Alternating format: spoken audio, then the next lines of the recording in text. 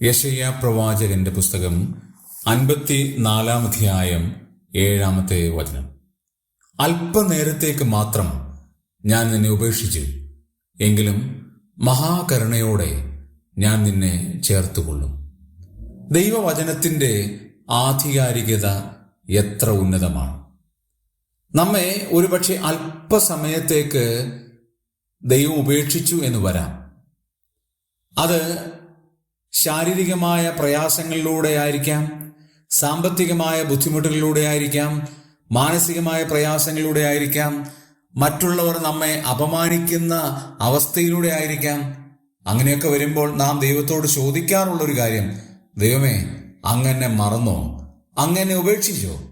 ദൈവത്തിൻ്റെ മറുപടി, അല്പനേരത്തേക്ക് മാത്രം ഞാൻ നിന്നെ ഉപേക്ഷിച്ചിരിക്കുകയാണ്, എങ്കിലും മഹാകരുണയോടെ നിന്നെ ചേർത്തുകൊള്ളും.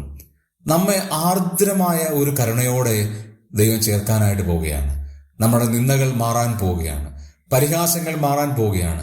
നമ്മളെ അപമാനിക്കുകയും നിന്ദിക്കുകയും ചെയ്തവരുടെ മുമ്പാകെ സ്വർഗത്തിലെ ദൈവം നമ്മെ ആദരിക്കുവാനായിട്ട് പോവുകയാണ്. ആകയാൽ പ്രത്യാശയോടെ, സന്തോഷത്തോടെ ഈ ലോക ജീവിതത്തിൽ നമുക്ക് മുമ്പോട്ട് ജീവിക്കാം.